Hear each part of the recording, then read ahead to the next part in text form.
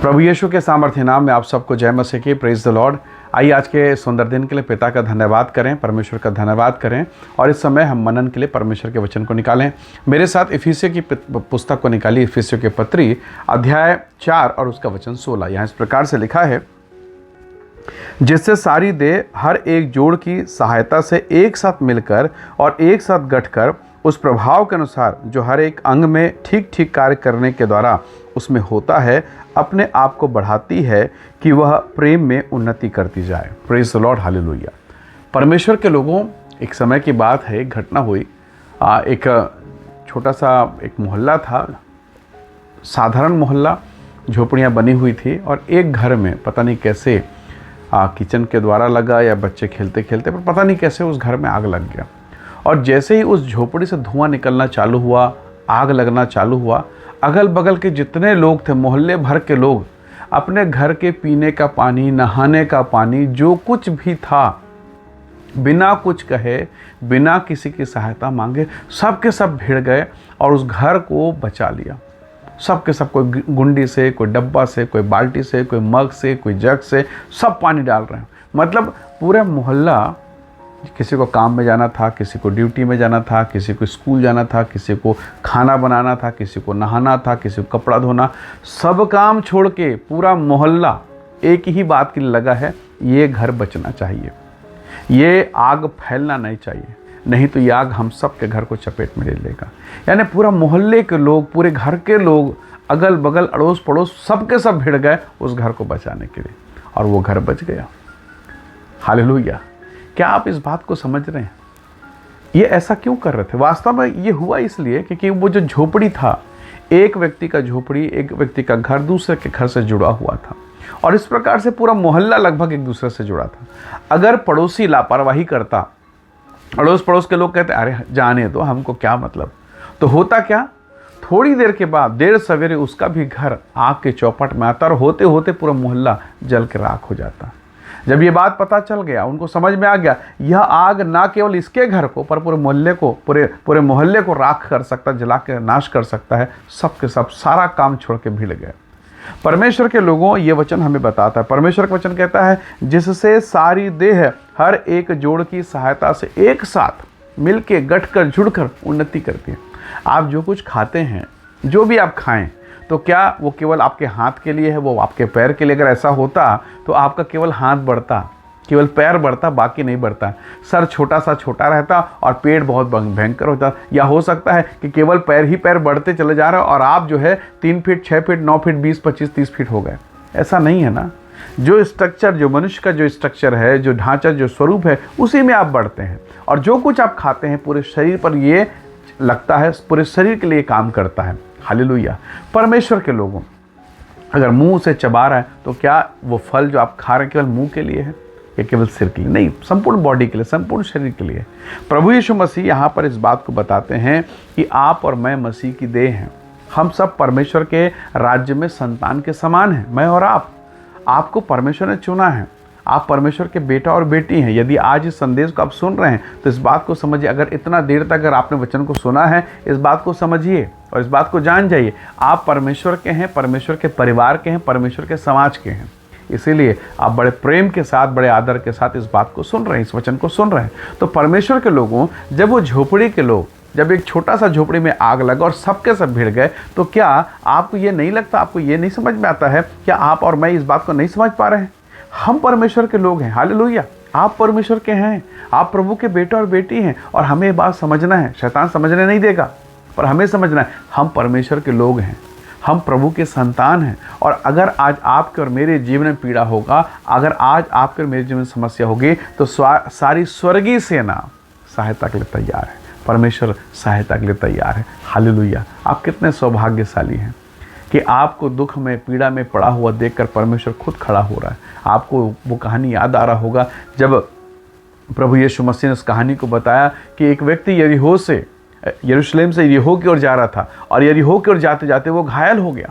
उसको लोगों ने घेरा, डाकुओं ने पीटा, डाकुओं ने उसके कपड़े उतार लिए, उसको अधमरा कर दिया।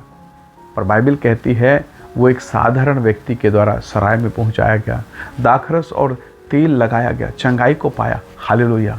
परमेश्वर के लोगों, ये कहानी हमें बताती है हमारा चरवाहा प्रभु यीशु मसीह है और वो आपकी सहायता करेगा।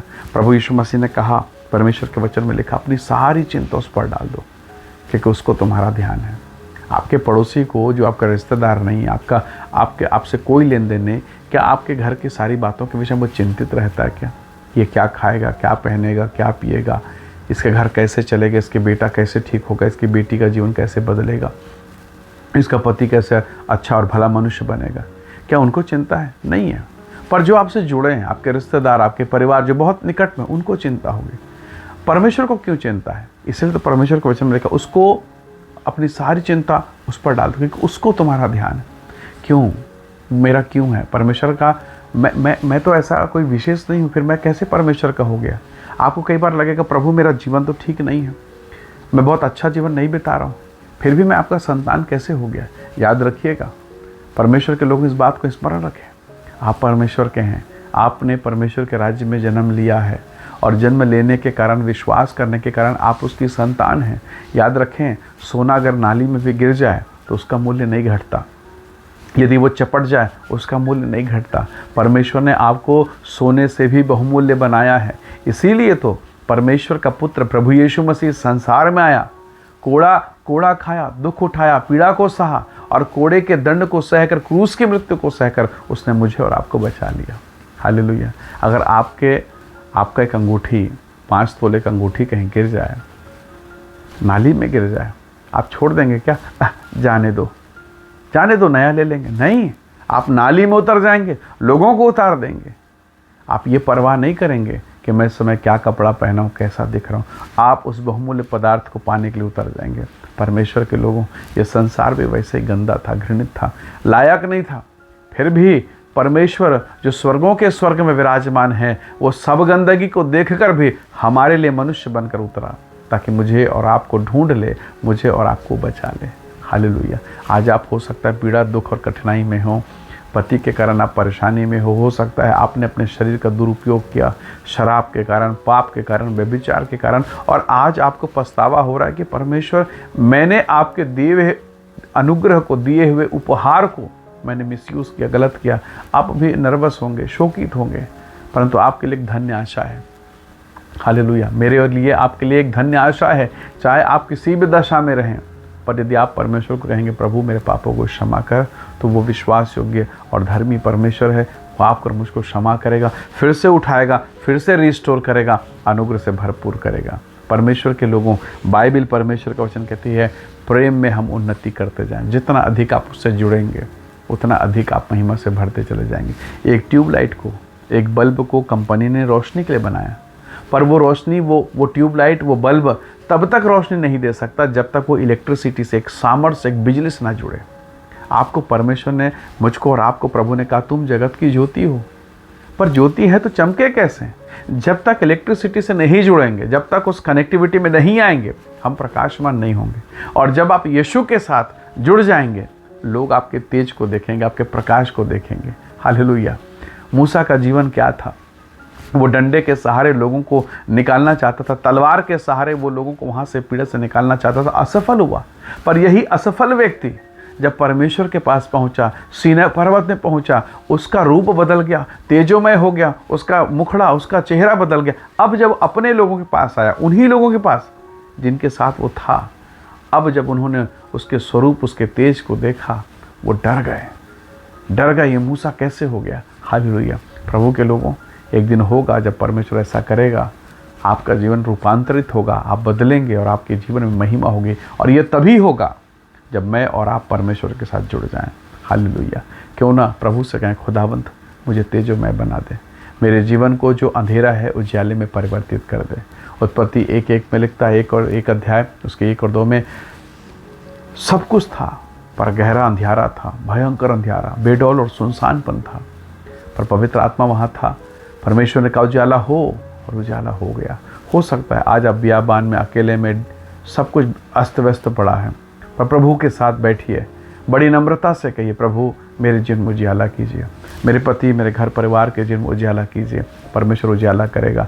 शायद आज आप एग्ज़ाम में असफल हो गए हैं, फेल हो गए हैं, सब लोग ताना दे रहे हैं, सब लोग कह रहे हैं कि इसका जीवन ख़त्म हो गया, लेकिन परमेश्वर ने आपको बनाया है। ये कौन है जो कहेंगे ख़त्म हो गया? कोई मनुष्य कैसे कह सकता है? आपको बनाया प्रभु ने है, आपको परमेश्वर ने बनाया। हालेलुया। एक दवाई बनाने वाली कंपनी वो लिखती है इसका मैन्युफैक्चरिंग डेट कब है और इसका एक्सपायरी डेट कब है। आपको जिसने बनाया वो बताएगा। हालेलुया। इसलिए निराशा से बाहर निकलिए और परमेश्वर के साथ जुड़िए, प्रार्थना में सरगर्म हो जाइए, ताकि वो आपको तेजोमय करे, प्रकाशमान करे और दुनिया देखने लगे आपके चमकते हुए चेहरे को। हालेलुया। आइए दुआ करें, प्रार्थना करें, एक नई शुरुआत करें।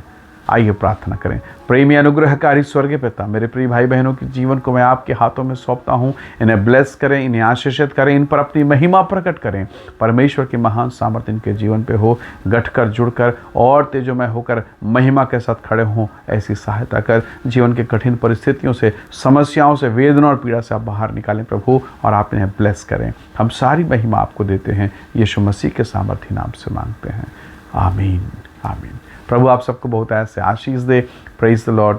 जय मसीह।